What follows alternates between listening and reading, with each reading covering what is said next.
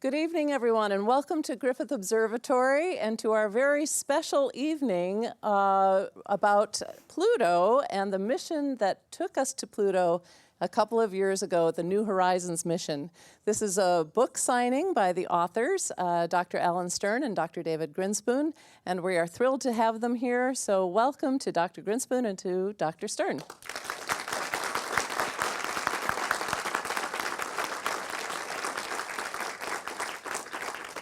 And welcome to our live stream audience and our YouTube audience. I know you're not here to get this signed, but you want to go right away. In fact, you can open up another window on Amazon or your favorite purchasing website and get the book and look for, when they come to your town, meet them and get it signed.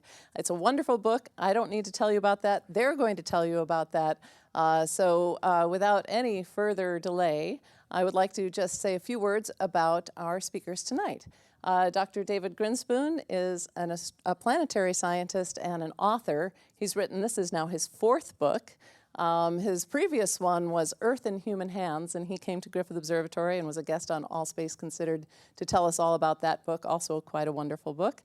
He specializes in Venus, but has branched out all over the solar system now, and we are very grateful to have him here. He got his training at Brown and I've forgotten, Brown and Arizona, right.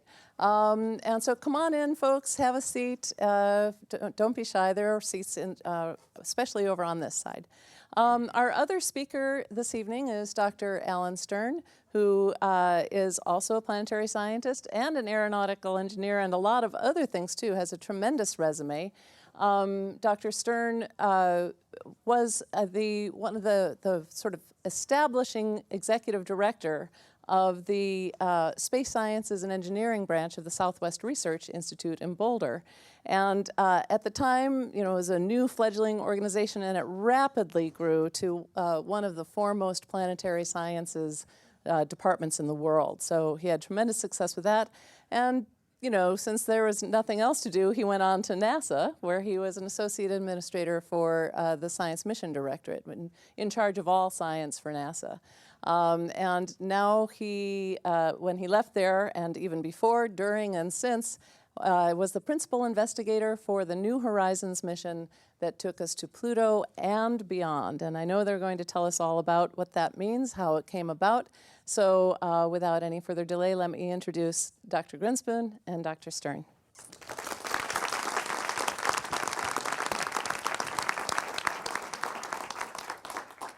All right, good evening. I'm David.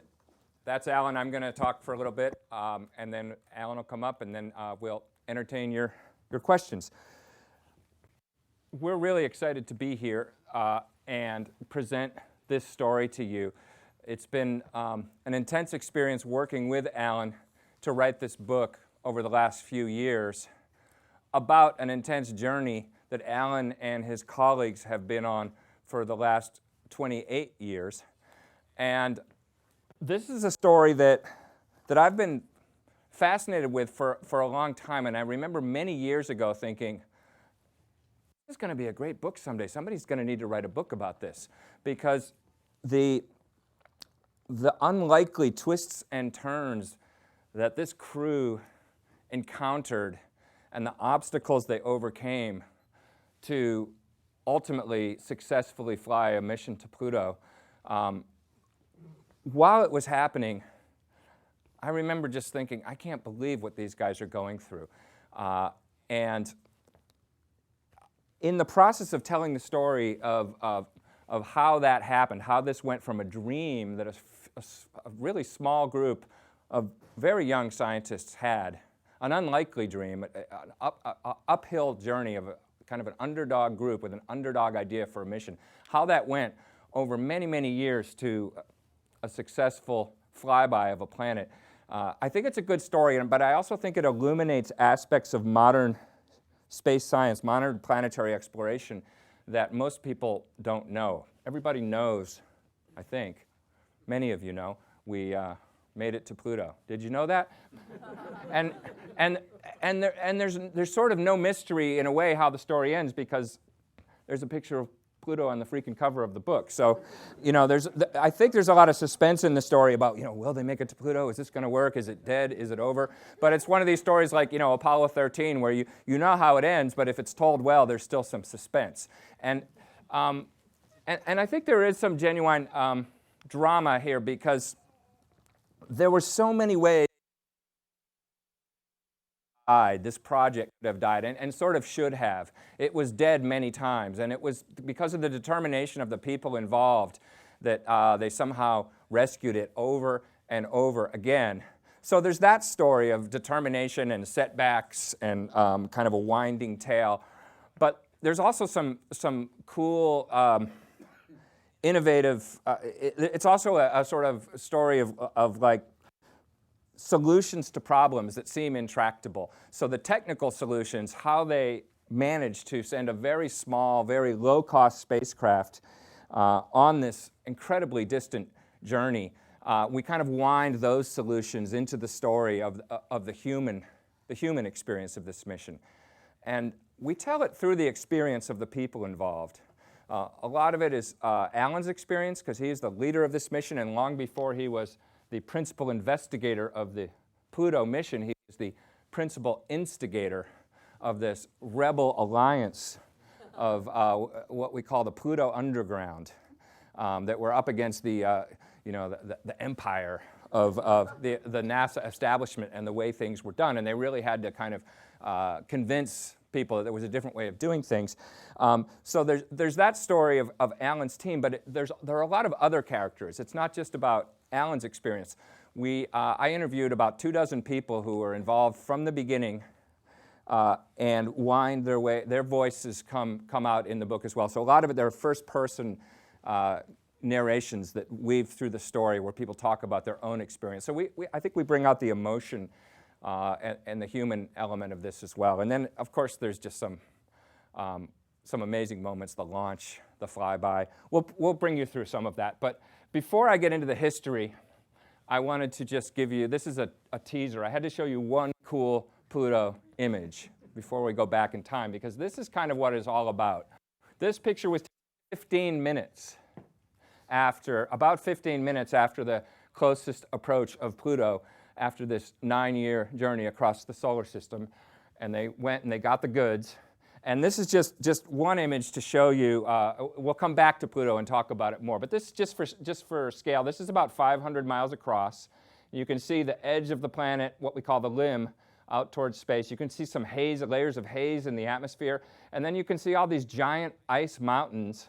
And over here, the shadows are long, so you can see the topography. And then there's some stuff flowing on the surface.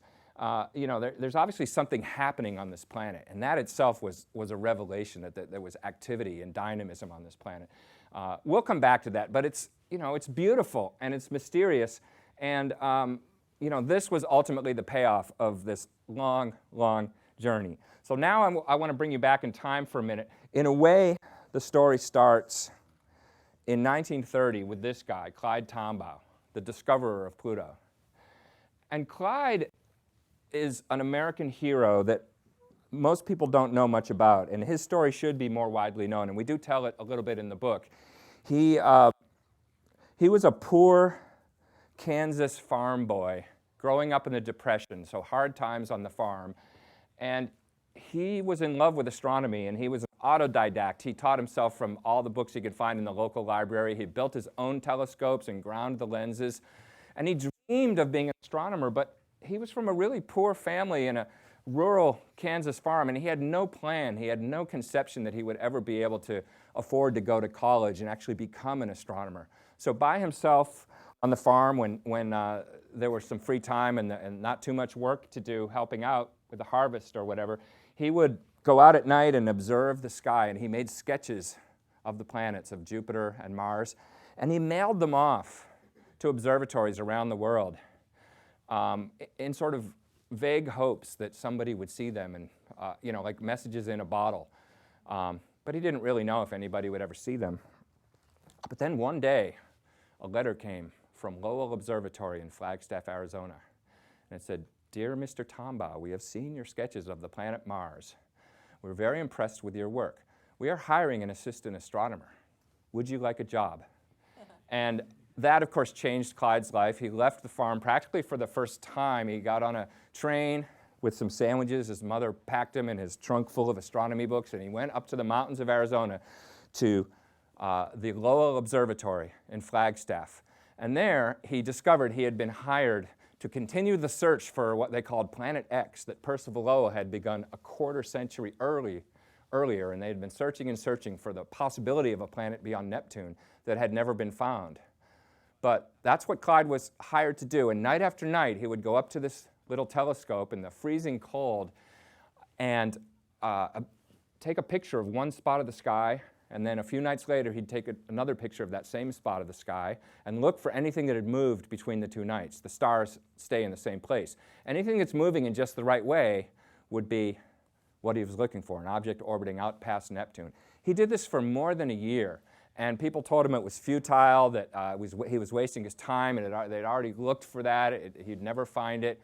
But then after more than a year of searching, this is what Clyde saw.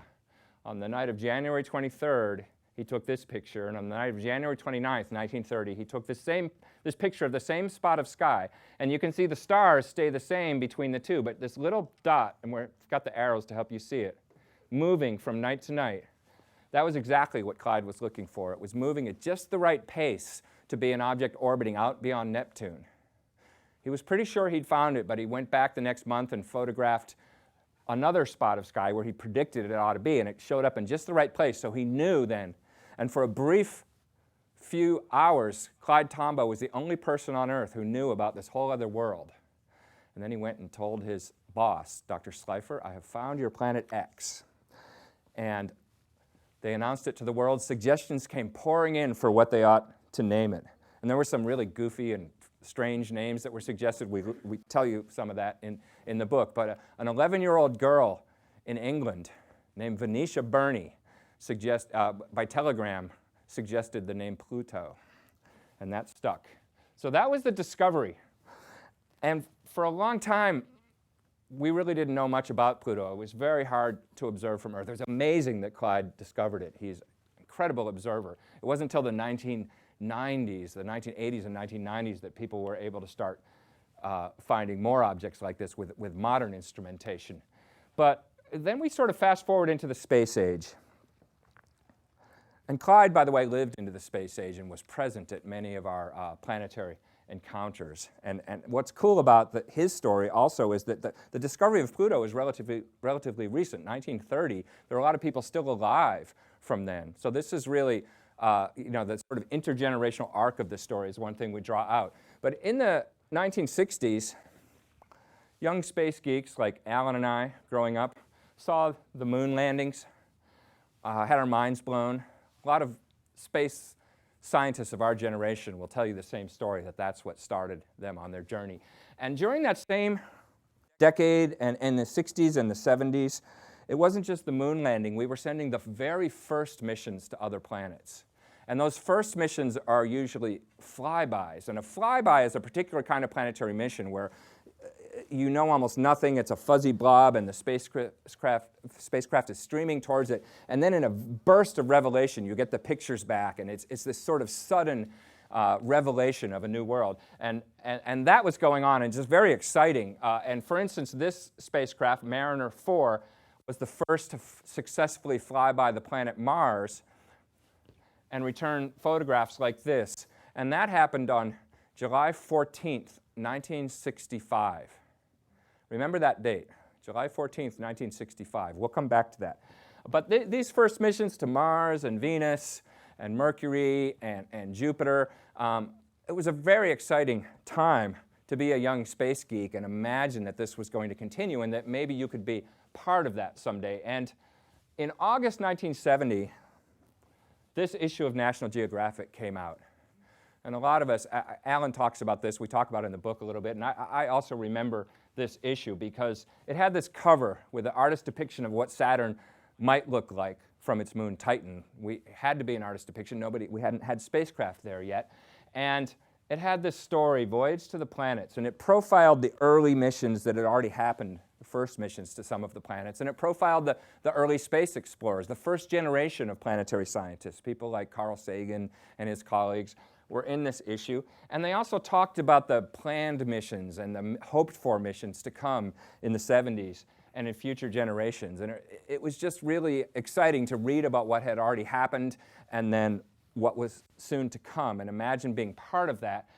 And in this issue also there was a chart summarizing what was then known about all the planets.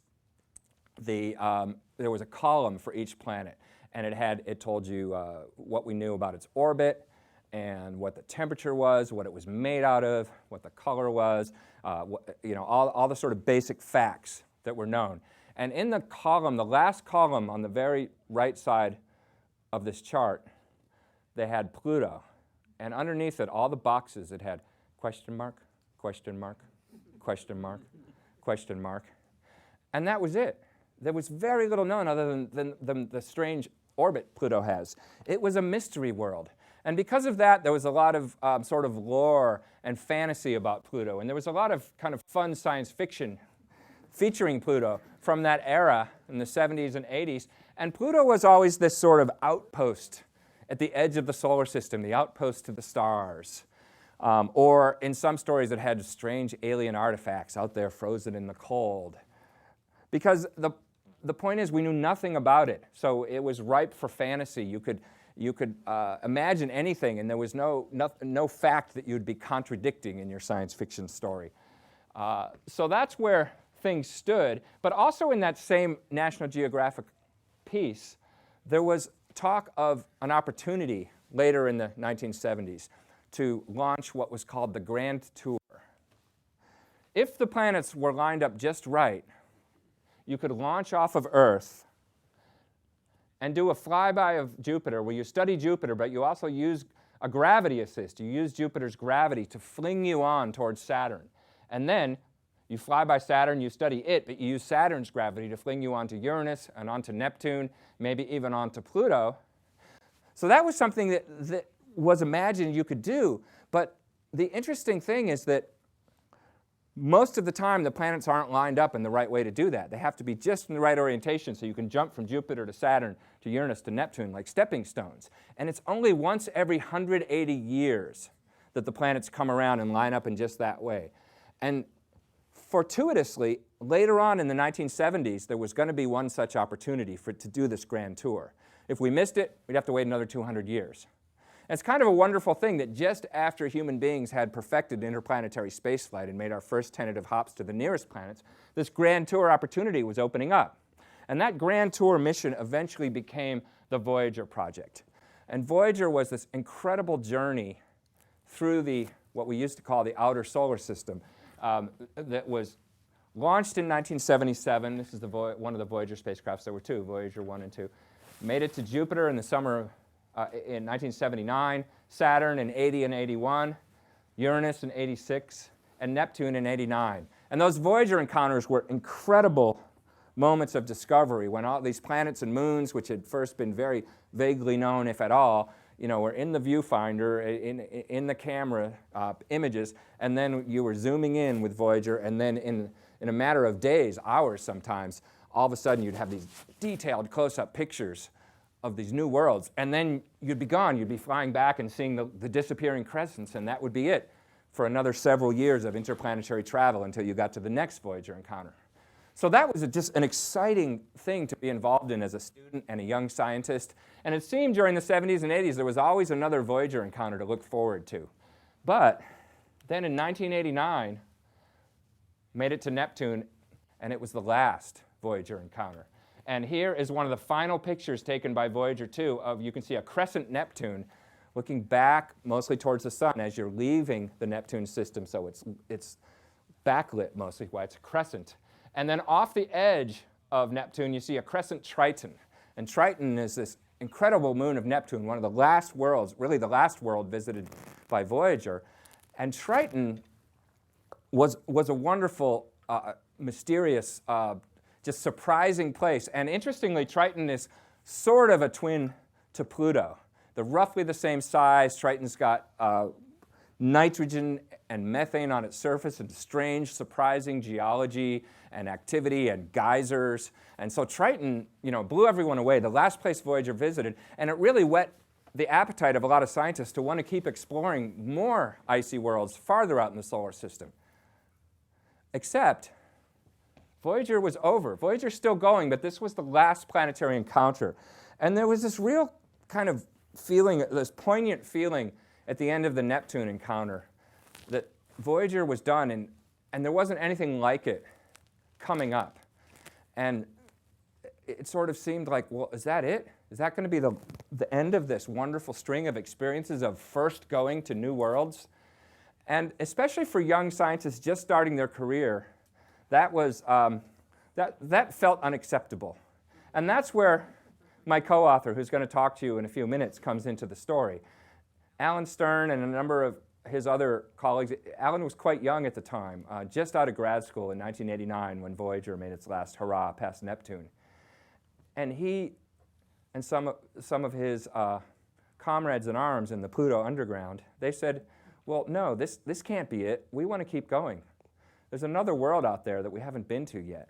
And they got this idea in their heads that they wanted to explore Pluto. And as you'll learn, it was not easy, and it was not accepted at first by the community, not embraced. There were people said for various reasons that they didn't think it was a good idea, and they didn't think it would happen.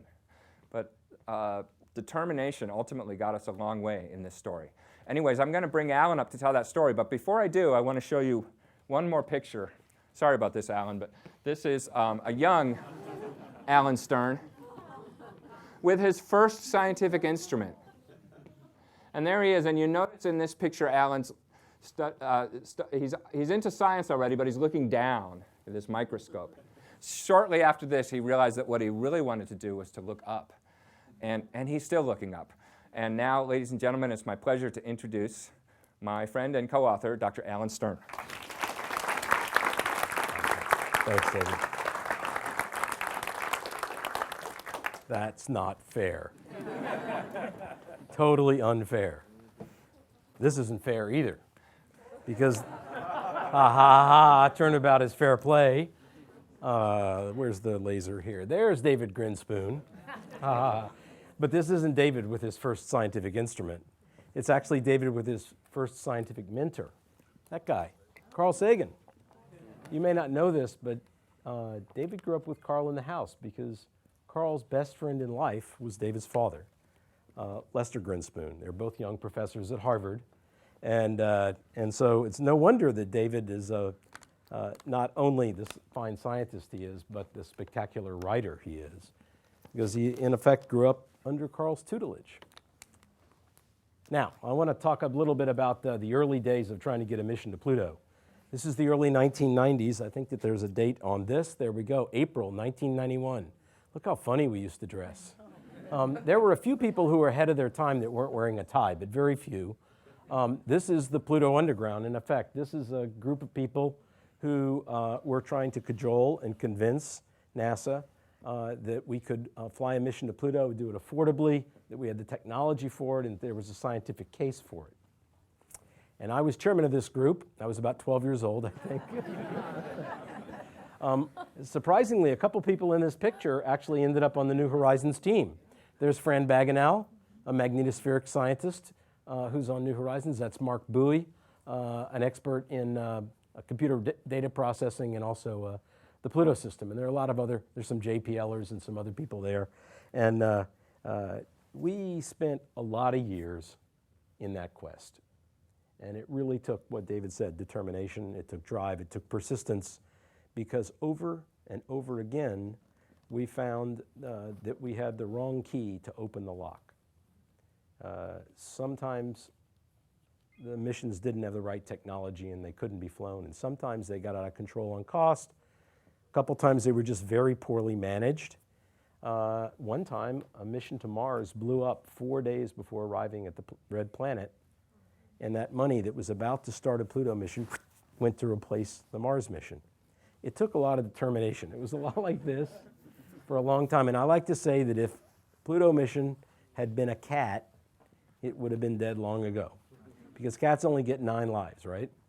But we had a lot more than 9, and it took this group and the people involved in it just a tremendous amount of persistence. Every time we get knocked down, we get back up and we try it another way. And eventually it worked out. And part of the reason for that is an astronomical story. So let me tell you that. At the time that Tombaugh discovered Pluto, we knew about the 4 inner planets, Mercury, Venus, Earth, and Mars, the so-called rocky planets, in close to the sun. And then beyond that, we knew of 4 gas giants, what we used to call the outer solar system, Jupiter, Saturn, Uranus, and Neptune, in that order, where Voyager went, as David told you. And then he discovered Pluto, and it didn't fit either pattern, and it seemed to be a misfit, and people looked and looked all across the 30s after Tombaugh. They looked for more things out there, couldn't find a thing. Technology got better after World War II. In the 40s and 50s, they tried, came up dry. 60s and 70s, people tried again, nothing. Even in the 80s, people were trying and looking. But Pluto just didn't fit the pattern. It was just this oddball out by its own self. And then in the 90s, the dam broke.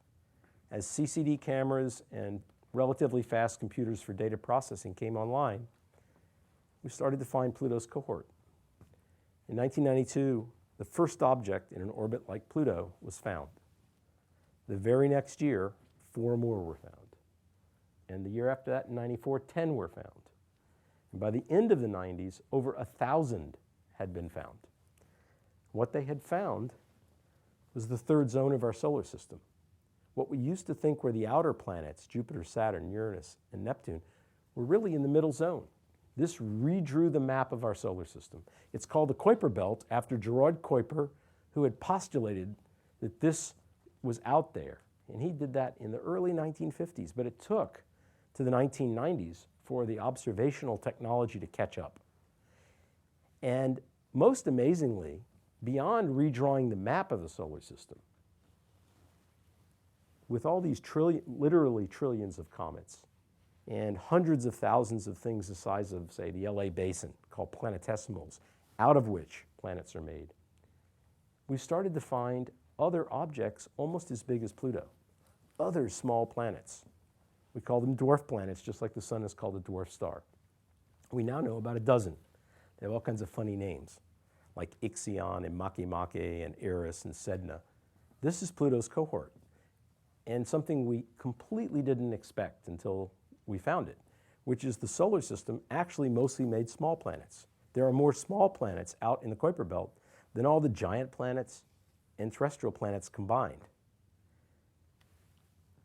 And this is what made the difference, because when this was realized, that there was this 3rd zone and we'd never gone exploring it, and that there was a 3rd class of planet, no less than the National Academy of Sciences pointed to the exploration of Pluto and said, that's the #1 priority now. Because by exploring Pluto, we could do more than just study this fascinating little planet and all of its exotic features and its moons. We could, by extension, because Pluto's the archetype for the whole class, begin the exploration of this 3rd class of planets in our solar system and this vast region called the Kuiper Belt. And as a result, NASA conducted a competition. 5 teams formed. They all turned in big, thick proposals, the size of an old New York City phone book, with designs for the spacecraft and trajectory designs and cost plans and management plans and everything else that goes into it. 5 teams. Ours was kind of the David team in a David and Goliath battle, but in the end, the New Horizons team was selected to build and fly this mission. Now, it was a big challenge for a couple of reasons. We were very happy to win, but a lot of people kind of thought you won, but you lost, you know, because the only way to Pluto was via a Jupiter gravity assist, the kind that Voyager flew that David spoke about. And there was only one left in the decade of the 2000s. In January of 2006. We were selected in November of 2001, and that launch window to Jupiter was 4 years and 2 months away, which might sound like a long time, except I have to tell you as background that all the previous missions like this, the Voyagers, the Mariners, they typically took 10 to 12 years to design, build, and test. And here we were faced with we can't change where Jupiter's going to be. We have 4 years and 2 months or go home. And on top of it, NASA wanted us to build this mission for 20% of the cost of Voyager, right? taking any product on the market and say you're going to build it for 2 dimes on the dollar. It was a challenge. Between the schedule challenge and the cost challenge, I got lots of phone calls when we won that said, you won, but you lost, because here's what's going to happen. Your team is going to work their tails off 7 days a week, year after year, and at some point, something's going to bite you, and you're not going to be able to get the right parts on time, and you're going to not be able to make the schedule. Or something's going to cost more than you think you might be able to build it for, and you're going to get canceled because you're going over the budget. But it turned out that this team really buckled down. We did work 7 days a week. We did work 52 weeks a year. It was tough. It was nights and weekends as a matter of routine. We built this spacecraft. That's New Horizons behind me. It's not very big. You can see the people next to it. And we intentionally built it to be very small.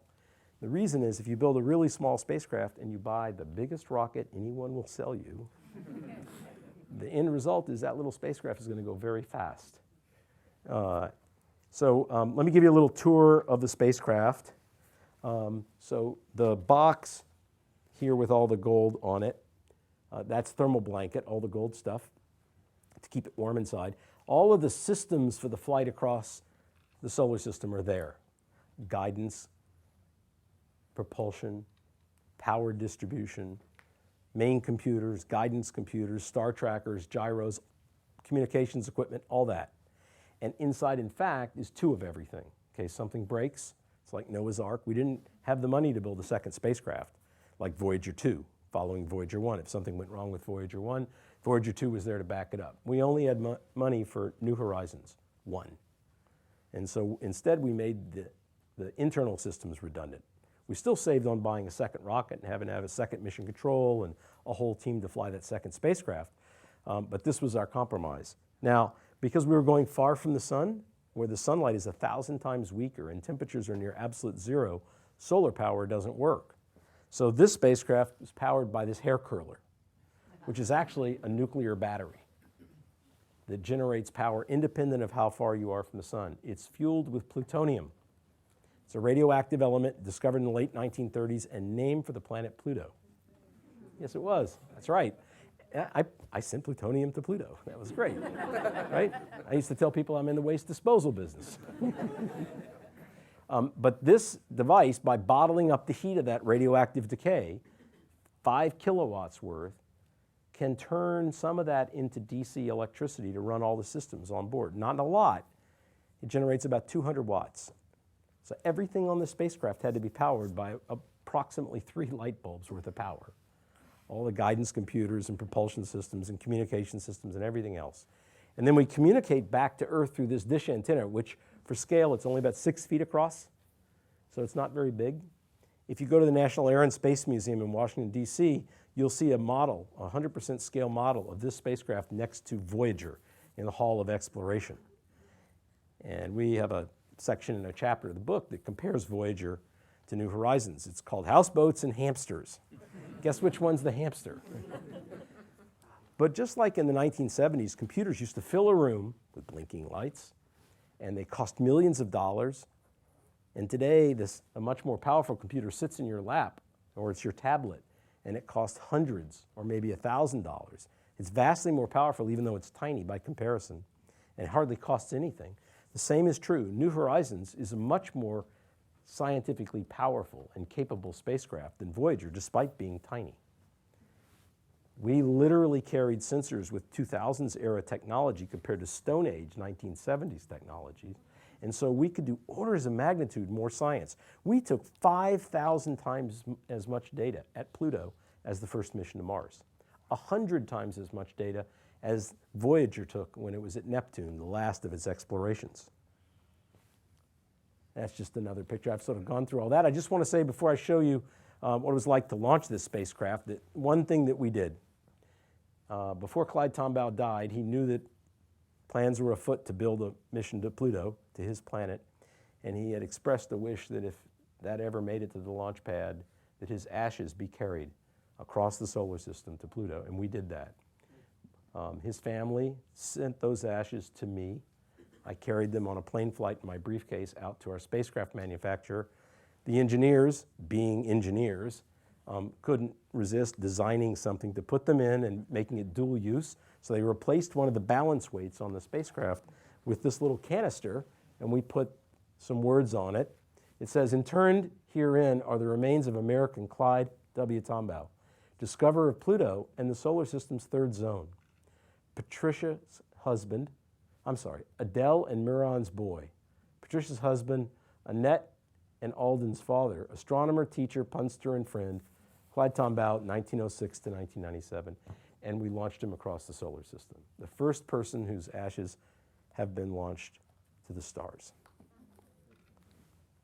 Now, before I go much further, I'm using this picture of our flight team taken a couple of weeks after we succeeded at Pluto to talk about one aspect of spaceflight some of you know about and others may not.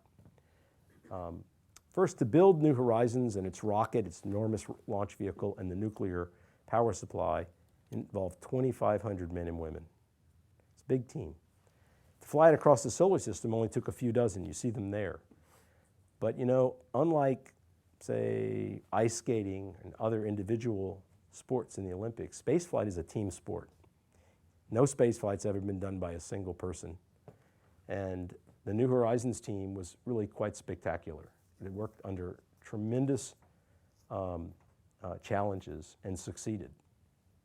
There are a few people in this room who are on the New Horizons team, and I'd like to take a minute to ask them to stand up if you were involved. So George and Lori and Mr. Williams over there, Dr. Williams and others.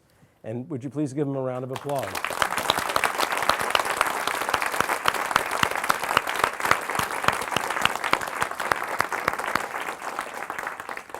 There's our launch vehicle. It's a monster called an Atlas V. It doesn't look as big as it is because it's very far behind that group of people.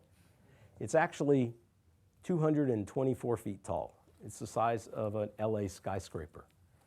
And in a minute, I'm going to show you a video of the launch, and that skyscraper is going to take off.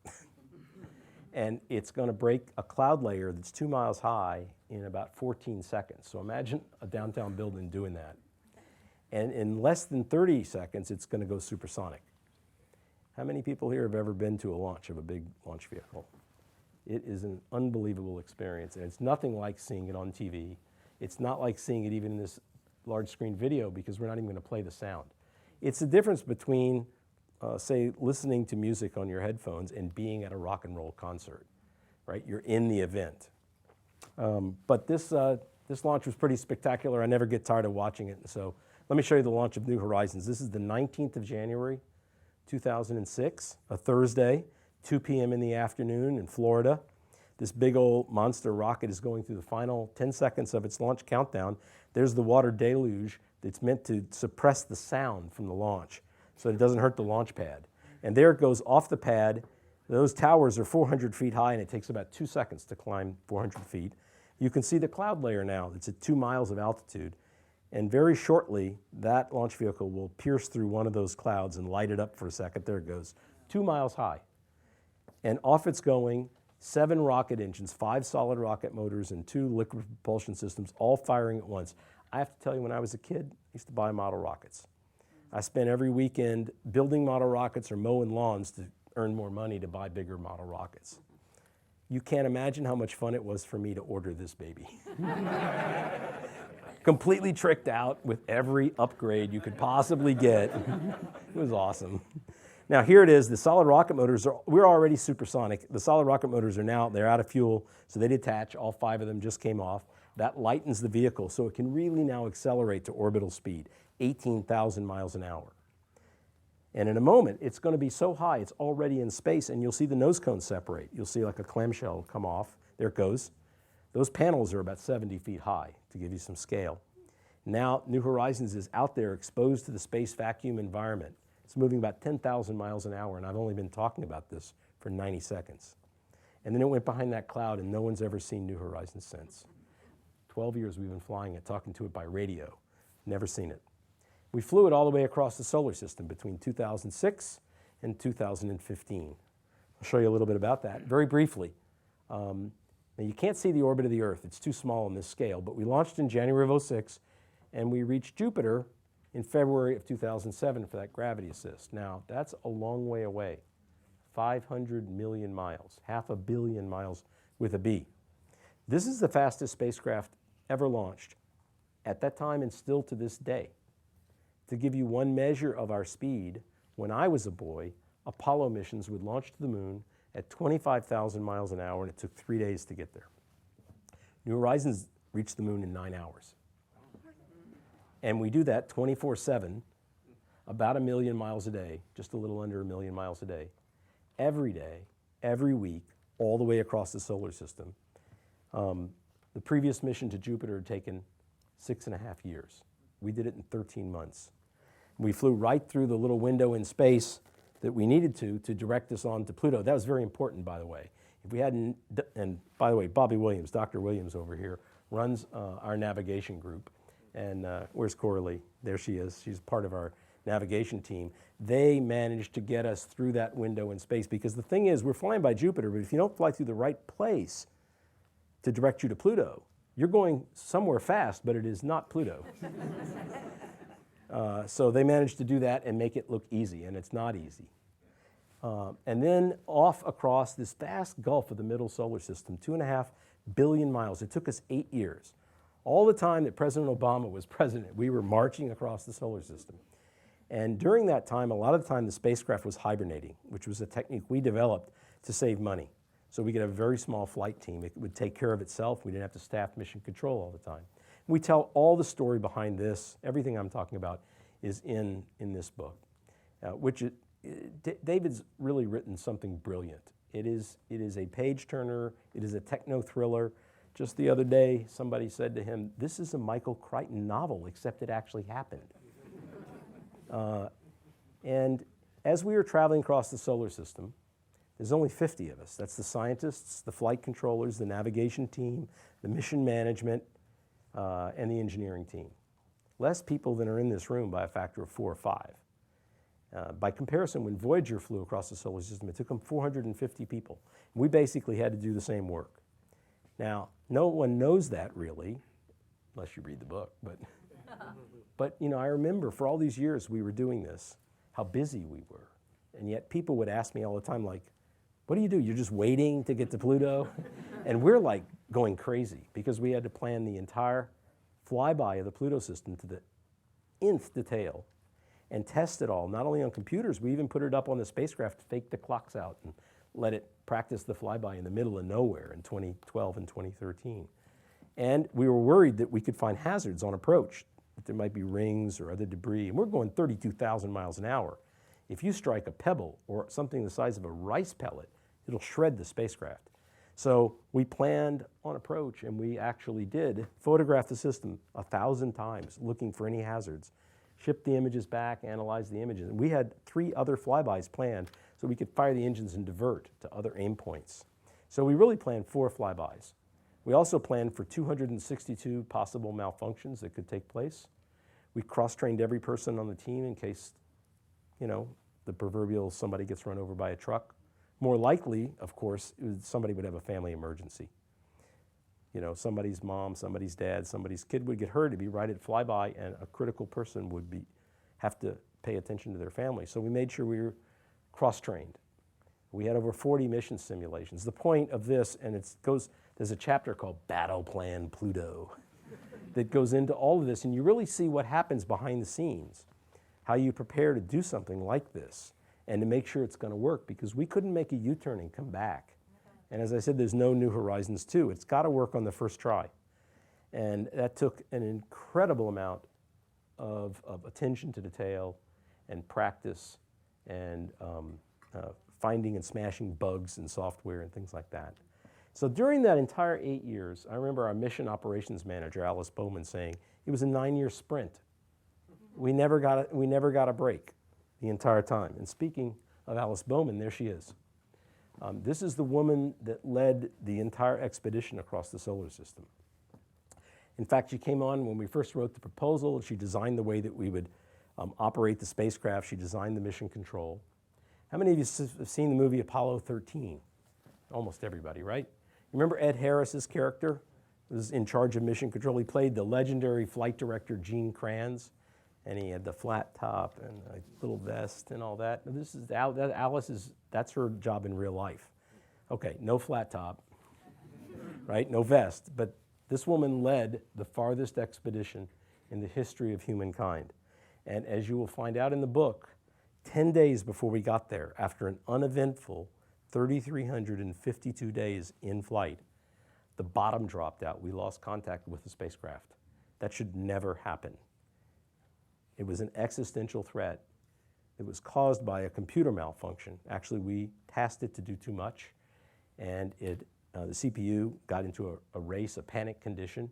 When the backup computer noticed the prime computer was in that panic, it shut it down and took over control as it was supposed to, and in the process erased every one of the files with instructions for how to do the flyby. And we were 78 hours from starting the flyby. We had spent 6 months putting all those files up on the bird. They had 3 days to do it all again. And remember, every time you want to do something, it's a 9-hour round trip light time to get the signal up and find out it worked. And it was the 4th of July. And so people were mostly off. It was their last day off before this big flyby. And as soon as we lost contact with the spacecraft, first procedure is you start calling the whole team into work.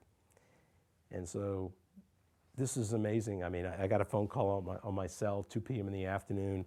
You know, Dr. Stern, we lost contact with the spacecraft. And by the way, David, being the brilliant writer he is, starts the book with that phone call, right? And this existential threat. And he doesn't tell you how it ends until the end, except you can see on the cover there's a picture of Pluto. But this was really serious. But what happened? It was really a strange experience to see this. Here are all these high-tech engineers and flight controllers and so forth, and they're coming in from the 4th of July. They're coming in in flip-flops and their tank tops and their shorts or their bathing suits, and they didn't know why they were coming in. They just got a call, come in, and none of them left for 3 days. And they were literally, like in Apollo 13, eating out of candy machines and sleeping on desks. It was an incredible team effort, and we did save the day. I want to say a little bit more about navigation before I show you some results from the flyby. In order to get the science right, there was one very important scientific objective to study Pluto's atmosphere that required us to fly through the shadow of Pluto on the morning of the flyby. This is our trajectory, and we had to aim for that shadow so that we could use the sun as a light source that was backlighting the atmosphere and study it with our ultraviolet spectrometer that tells us the composition of the atmosphere. But we needed that light source. So we had to fly through Pluto's shadow, and to do that, the navigation team that Bobby Williams ran had to actually target for a little window in space that was about 40 by 60 miles, which seems pretty big. That's like the LA basin, right? Except when you're aiming from 3 billion miles away, it doesn't look very big. It's literally the equivalent of hitting a golf ball here in Los Angeles and hitting a hole-in-one in New York City. And they did it. They flew right through the middle of the pike. And they did it by carefully finding out where the spacecraft was every day and then knowing where Pluto would be. And it's like shooting skeet. You're not aiming for Pluto when you launch. You're aiming for where Pluto's going to be in 2015. And then on approach, they're taking images of Pluto against the star fields, sending them back to Earth and measuring the positions very accurately to determine how that compares to what it should look like. And the difference tells them how to fire the engines to do homing maneuvers. But it wasn't just that they had to get through this window. As we flew through the Pluto system, the spacecraft had to be able to rely on where to point to find Pluto as a function of time and where to find each of the 5 satellites. So you have to arrive at the time that you've told the spacecraft you will arrive. And when we figured out how far you could be off so that you don't get half a Pluto in the frame or no Pluto in the frame, it turned out you had to be within 450 seconds of the time that you started when you launched. So after 9.5 years, you have to arrive within 450 seconds. We just came in on a flight this morning from San Francisco that couldn't do that. Took about an hour, and they couldn't be within 10 minutes of on time. But actually, our navigation team got us there only 86 seconds off target after 9.5 years. How's that? How about a round of applause?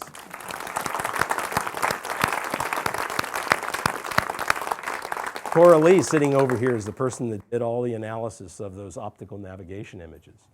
And actually, they did better than just being 86 seconds after 9.5 years. They were 86 seconds early, of all things. I'll tell you, eat your heart out, Southwest Airlines. Okay, so the flyby, which we describe in the book, was really an incredible experience. Thousands of people descended to be at mission control as bystanders. Friends, relatives, colleagues in the planetary science community, muckety-mucks in Washington, politicians, literally rock stars and movie stars were showing up. It was on all the networks. NASA's, our mission website got over 2 billion hits in a one-day period. I realized half of them were my mother, but the other half were all legit. And for the people on the team, and some of them are here, it was an experience unlike, we worked in anonymity all these years, and then suddenly the world is watching and cheering for us. And it was really quite amazing when Alice got the word from the spacecraft about 12 hours after the flyby that everything had gone well, no alarms had gone off, no malfunction procedures, and all the memories were full. It was just bedlam. And I couldn't help but come out of mission control and give her a big hug. But in our science analysis room, same kind of thing was happening. People who'd worked 15 years finally saw the first close-up images of Pluto. And it was, some people were crying, some people were just jumping up and down. There were fist bumps and hugs, and it was high fives everywhere. It was an amazing experience to be at. I don't think I'll ever, and I've been on 28 other space missions. I've never seen anything like it. So now I want to just tell you a little bit about Pluto and what we got. There's our favorite little planet. The other red planet, this is in natural color.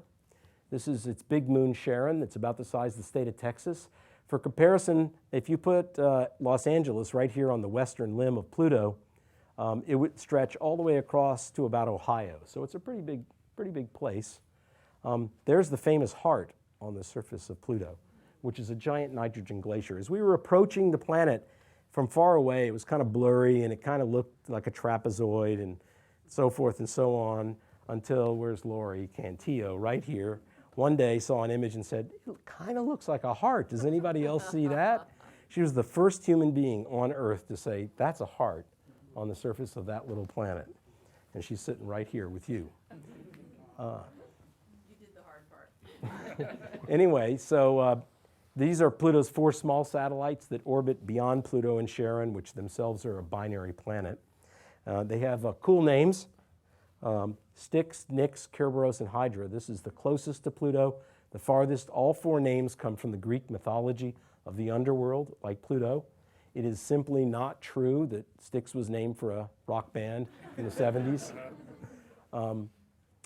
We learned a lot about these guys, but we really concentrated on the binary planet. Pluto in the foreground, Charon in the background. You can see there's a great difference between the two, which is amazing because they've lived together for 4 billion years. Married couples, they say they start to look alike after just a few decades. And this pair has been in the same cold thermal environment, the same radiation environment, the same impactor environment, and yet they don't look anything alike. They've evolved completely differently. Charon's about half the size of Pluto. Pluto is much brighter and much more colorful. Now, this is an exaggerated color image where in the computer we stretched the color contrast so we could bring it out more. But the red regions are really red and the blue regions are really bluer and so forth and so on. And yes, the pole is yellowy. And you can see that Charon is much darker and completely different looking. It's not very colorful because its surface is made of something inert, water ice, which at those temperatures, 40 degrees above absolute zero, is as good as a rock. Pluto's surface is covered in things that are actually mobile on the surface at those temperatures. Molecular nitrogen, carbon monoxide ice, and methane, which is natural gas. We use it as a fuel here on Earth, but it's a common surface material. It looks like freshly driven snow, but it's methane. And we can fingerprint it with our spectrometers and know that that's what it is. Here's a close-up of the big moon Charon. It's dominated by that big canyon system across the equator and the weird anti-pole that's not a bright polar cap but a dark stain across the pole. We haven't ever seen anything like that. There's no bigger canyon in the entire solar system, and there's no antipole anywhere else. That pole is actually created by gases escaping from Pluto that when they run into Charon on the way out, stick, they plate out because it's so cold. And then the sunlight shines on that methane that's accumulated there and makes chemical reactions that turn it into that material that's that reddish color. And we can reproduce that in a laboratory, and we have. And you see a lot of craters on the surface. We can age date the surface because it's raining impactors all the time, and the more craters, the older a surface is. That one turns out to be 4.5 billion years old as planet Earth. There are other interesting things about Charon, but I'm running out of time, so I'm going to move right to Pluto. This is a set of images that we wrapped on a sphere to give you the view as if you were flying over Pluto yourself in a spacecraft. So where you're looking, here's the true color image, there's the heart, and there's a rectangle that represents this place that you're viewing. This giant white area, which is the western side, the western lobe, if you will, of the heart, is a vast glacier made of nitrogen ice. 1 million square kilometers of it. That's the size of Texas and Oklahoma combined. And if you look, you won't find a single crater. Not one. We've looked at much higher resolution than this particular image. We can't find a single crater, which means it's extremely young. From a geological standpoint, it was born yesterday, which completely defies everything we thought we knew about small planets and how their geological engines work. Because they're small, they should have cooled off. Charon sure did. Its surface is 4.5 billion years old. Something is maintaining an energy source inside of Pluto that's creating features the size of Texas and Oklahoma combined yesterday geologically. And right next to it, look at all the craters here in this area. This is called Cthulhu for you sci-fi fans. And you know, it's all beat up because this place is 4 billion years old. This place is born yesterday. And it's ringed by mountains that are 15,000 feet high, and they're not made of rock, they're made of water ice. It is one sci-fi planet. We see frozen lakes. We see volcanic structures the size of Mauna Loa. We see canyons that are not as big as on Charon, but bigger than the Grand Canyon. Complicated atmosphere, and we have good evidence from New Horizons that deep down, Pluto has an ocean of liquid water beneath its surface. It's just amazing. And this is one of my favorite pictures, but not my absolute favorite. It's a set of mountain ranges stretching across an area about the size of western Colorado, my home state. And they're as tall as the Rockies, 14ers, and they have snow caps. Isn't that beautiful? Snow caps in the Kuiper Belt. Except that snow is not water ice. It looks like snow caps out my window where I live because it's bright and white, but it's not water. We fingerprinted it. It's methane. It's that fuel. It's snowing methane on Pluto. It's just amazing. I'm going to close with 2 images. This one is one just after the one that David showed. About 20 minutes after closest approach, we look back, the sun is setting. You can see Pluto's atmosphere illuminated. Those haze layers that are concentric stretch up 500,000 feet into Pluto's sky. You can see how rugged the terrains are. This is the big volcano. We named it Wright Mons after the Wright brothers. We named a lot of features on Pluto's surface for explorers. And as I said, it's as big as Mauna Loa on the big island of Hawaii. How Pluto did that, we don't know that either. It's just an amazingly beautiful place and very far away, 3 billion miles. A small group of us started with a dream that we would finish the exploration of the solar system, that we weren't going to leave Pluto undone when the first 8 had been done. It took us 17 years to figure out how to get it funded. And then we had this very tough competition that we were fortunate enough to win. And then we raced 4 years against great odds to build it at very low cost and on a breakneck schedule. We launched 1 spacecraft on a lone journey of 3 billion miles in 9 years. And in the end, everything worked. So I'm going to show you my favorite picture of the flyby. This is it. It's true color. Pluto's skies are blue. You are looking back at Pluto during that moment that I told you where we wanted to fly through Pluto's shadow. So the atmosphere is backlit by the sun. You can't see the disk of the planet because it's in its own shadow, like a new moon. The reason this is my favorite image is there's only one way to get this image. You have to be on the far side of Pluto. This is the "we did it" image. It's like Earthrise from Apollo 8 when the astronauts were first there. And the New Horizons team spent all that time and did exactly what we said we would do. We flew to the frontier of our solar system and explored the last of the planets known at the birth of the space age. We really did it. Thank you very much.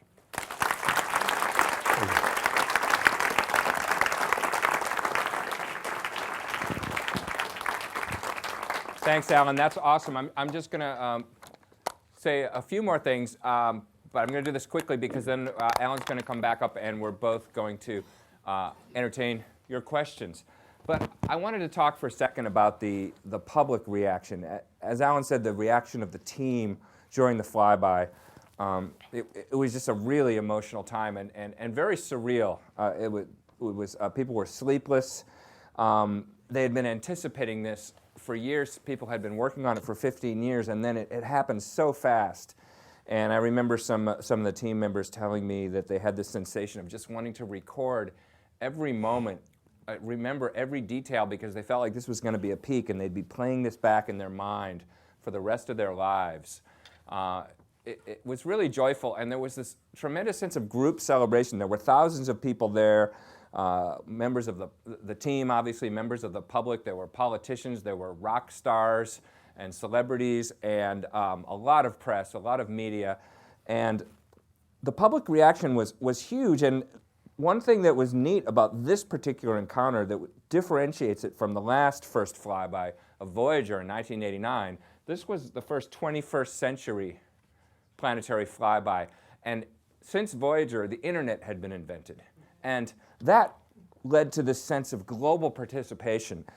The pictures went out instantly online on Twitter and Instagram and all that. And people were just around the world. There was this sort of global explosion of reaction to this.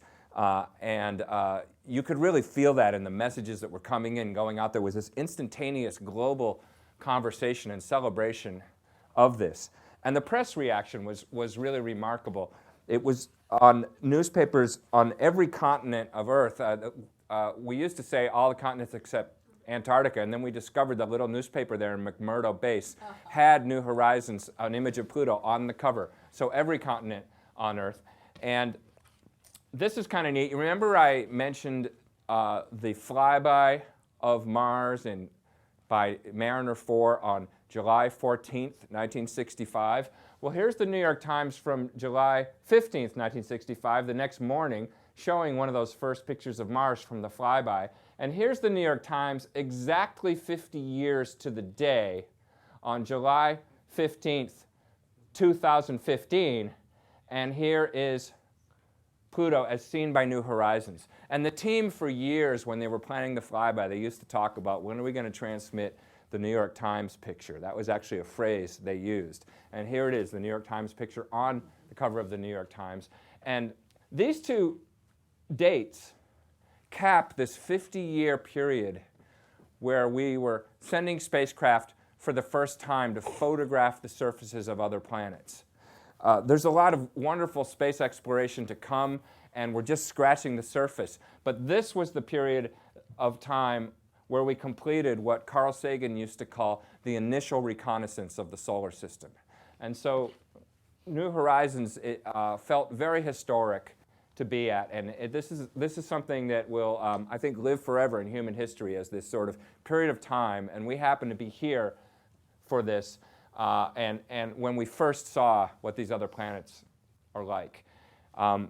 The outpouring of creativity around the world in response to this, and the celebration, and the ingenuity that people out there around the world displayed in response to this, and the humor and the fun and the creativity was just really cool. And these are just some of the memes that people created in response, just to give an idea of some of the response. You know, we got the little prince here and the Death Star, and People made animations showing the tumbling of Pluto's moons, and some very clever showing the difference between the Hubble best picture of Pluto and the New Horizons image of Pluto. So this is just, citizen science, people out there doing all this cool stuff. And it was great to see the response. And it's still going on, of course. There's something about Pluto that always has been a favorite of people. And there are many times, we tell the story in the book, where the public support for a mission to Pluto saved the day. A couple of these times Alan mentioned when it seemed like the mission was dead, it had been canceled by NASA or canceled by Congress. It was canceled by 2 successive presidential administrations. And it was public support that rescued it more than once. 10,000 letters coming into NASA from citizens saying, no, we want you to go to Pluto. And the love of Pluto, for some reason, it's small, it's an underdog planet, it's the last to be explored, it's mysterious, but for whatever reason, that poured out at the time of the flyby. 2 billion hits on the NASA web page, and as Alan said, only half of those were his mother. So the last thing I want to tell you is that New Horizons isn't finished yet. The flyby of Pluto was the summer of 2015 in July, and New Horizons is still going, traveling out through the Kuiper Belt. It's now almost 1 billion miles beyond Pluto. And this coming New Year's Eve, New Horizons is going to make one more encounter. It's going to make its 3rd encounter. It went to Jupiter in 2007. It went to Pluto in 2015.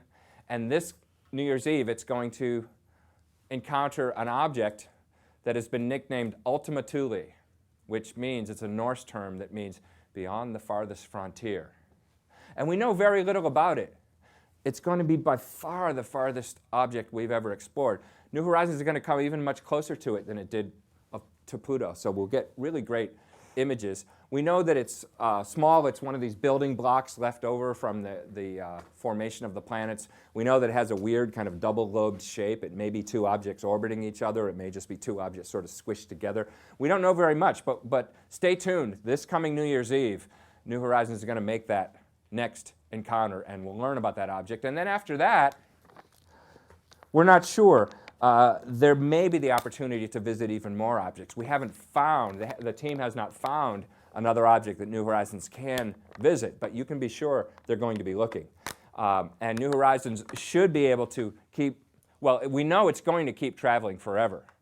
It should be able to stay in touch for maybe another 10, 20 years. Up to sometime in the 2030s, the nuclear battery will get weak enough so that the transmitter can no longer generate enough power, and they'll lose contact with it. But New Horizons is going to keep going. It's the 5th spacecraft ever launched with enough speed to escape the sun's gravity. So like the Pioneer 10 and 11 and like the Voyager 1 and 2 spacecraft before it, New Horizons is going to be the 5th object, or the 5th spacecraft. There's some other space junk also that is associated with the launch of these things, but the 5th spacecraft that's going to escape the solar system, and it will wander forever among the stars. It will outlive the human race. It will outlive the Earth. It will outlive the sun.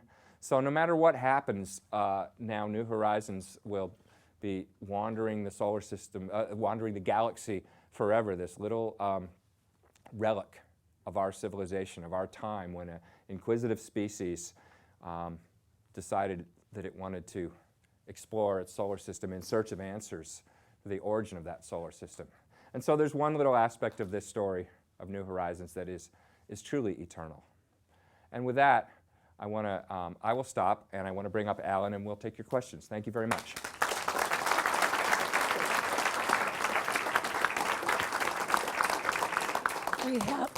We have only about 6 minutes for questions, as we want to make sure that everybody who wants to meet them and get your book signed will have the opportunity to do so. So with that, I think they're going to moderate their own questions. And are there questions from the audience? Who wants to be first? Start over here. Right here, Stephen. Al and I went to high school together, and you mentioned the Hydra. Reading your book and all the obstacles you overcame reminds me of the Hydra, where one head would be lopped off and another one would grow back. My question is, in school, if you recall, we had the astronomy teacher, Mr. Dexter. There was a Questar telescope. There was a planetarium. To what extent did that really whet your appetite to explore space? Well, I think I was hooked way before I went to high school. My wife likes to say to me, buddy, there's a fine line between being in the groove and just being stuck in a rut. I was smitten when I was very young by spaceflight. And fortunately, I went to a high school like that had telescopes and really fine science teachers and so forth. And it just made me want it all the more. Who else has a question? Yes, sir. In the UK, we're building a high-speed railway that's not going to open until 2026. So we know not to bother thinking about the kind of technology that's going to be on the trains until 2025. How do you do that when you're planning a space exploration mission, knowing that on the day you launch, the day before, something cooler than you thought of will have come out? How do you deal with that problem? Well, in spaceflight, we try not to use. I'll repeat the question. The question was, without the preface, the question was basically, how do you account for the latest breakthroughs and get them on board the spacecraft to take advantage of it? And the honest answer is we don't. We don't want to. We want to use things that are proven and that we can test and that have a track record. And so actually, it's a little counterintuitive, but essentially all space missions use hardware and software that's behind the times to make sure, because once you launch it, you are not going to send somebody after it to fix it. There's no second, there's no redo. So we actually rely on heritage and upon track record. And the spacecraft of the early 2000s were using 90s technology for that reason. The spacecraft being built now are using technology from the 2000s. We always run a little bit behind to make sure that we're using something that's proven. Other questions right here? To keep a project like New Horizons on track and in budget, do you have lots of plan Bs in case something turns out it's going to run over costs, so we can't do that? You're going to have something else that you've been working on? Yeah, David wrote about that. Oh, okay. So Well, Plan Bs? What? yeah, you know, just how we made sure that we would turn out on cost. Oh, yeah.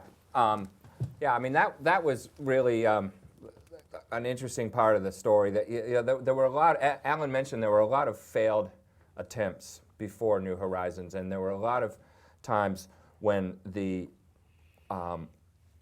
previous attempts to get a mission through NASA, it sort of blew up on cost, like Alan said, because things were being done in a way they had been done before, in large spacecraft, ambitious spacecraft with a lot of instruments sort of attached. With New Horizons, they deliberately de-scoped some things. One thing they did that was very clever was they deliberately degraded the communications capacity of the spacecraft. In other words, they didn't use the most powerful transmitter and the largest radio telescope they could put on it. And that was done for a reason, because if you could keep it small enough and cheap enough, you'd actually be able to do it. And they, with a smaller transmitter, they could just use one nuclear power source rather than two, which would have been required otherwise. So they realized that the most important thing was to just have as much ability to take images and other data at the Pluto flyby and not worry about the low transmission speed, because it didn't really matter if it took a year to get the data back afterwards. In fact, it took more than a year. It took a year and a half. And basically, they went with the philosophy, if it's going to take 9 years to get to Pluto, we can wait another year and a half to get the data back. So they made that small. They made a lot of interesting compromises. They also, the hibernation that Alan mentioned briefly was a really innovative part of this mission. And that allowed them to do things more cheaply and more effectively, because it meant they could have a much smaller flight team, because you put the spacecraft to sleep most of the time on the way out to Pluto, and then you don't have to pay attention to operating. Once you learn how to do the hibernation, which was something they had to learn to do, because it had never been done before, so they put it to sleep for a day and then a week, and then once they're confident it's taking care of itself, then they can use, instead of having a flight team that's just running that spacecraft every day, it's sleeping, they can focus on planning the mission. So they really put a lot of very clever attention into coming up with these design solutions to solve this seemingly impossible task of accomplishing this on as Alan said, 1/5 the budget of Voyager. Oftentimes on spacecraft missions, the science team in particular really wants to do everything you can possibly do because you don't get to go to these places very often. In the case of New Horizons, there have been so many failed attempts that never got off the drawing board. Spent a lot of money, but never got off the drawing board, right? That we were determined that we were going to actually fly a spacecraft to Pluto, whatever it took. And so we made a lot of compromises. And I said in many meetings, I'd rather have 80% of something than 100% of nothing. And it was just about pragmatism and separating the wheat from the chaff or the icing from the cake or whatever metaphor you want, right? There were many things we could have done better, but we would have never launched because we either wouldn't have met schedule or wouldn't have met cost. But they didn't compromise at all on the scientific instruments. In fact, Alan and I have discussed many times, what would you do, what other instruments would you put on if you had, could do it again? And there really isn't an answer. The instruments were perfect. Everything else, could be compromised, but the data taken was just tremendous. We have time for 2 more questions. Okay. Yes, ma'am. Ask a 2-in-1 question. They're both very short. Does that count as both questions? First question is, how would you explain your relationship with the people that you worked with for so long? I feel like that's a very special relationship that maybe like a PI has with his grad students. So how are you with them now? And second question is a piece of advice that you would give to people today trying to convince Congress to take risky missions with tax dollars, and what kind of advice would you give with like the current knowledge you have now? Okay, I'll try and do both very quickly so that we have time for one more question. When people more or less live together working shoulder to shoulder for 15 years, you end up with a pretty close working relationship. And being a very small team and kind of having this battling against all odds really brought the New Horizons team together from the very beginning. And so it's been a pretty amazing journey, I would say, for us, working with the same people ever since 2001 to make this happen.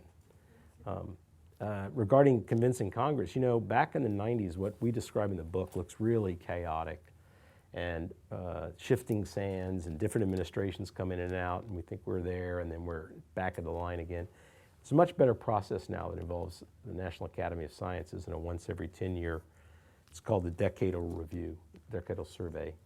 And so most of the problems that we described that are just nightmarish back in the 90s have been replaced by better processes, so we don't have this problem. And Congress and both the last administration and even more so, believe it or not, this administration, very pro spaceflight and exploration. And so right now we have the wind at our back. And a lot of cool missions are starting to be built. I'm pretty optimistic about the future. And just to chime in briefly, as a close observer of the New Horizons team, I've seen a lot of spacecraft teams in action. There's something about this team, they're very tight-knit. And I think it's partly because it's a relatively small spacecraft team, and it's been a long journey, and they've gone through a lot together.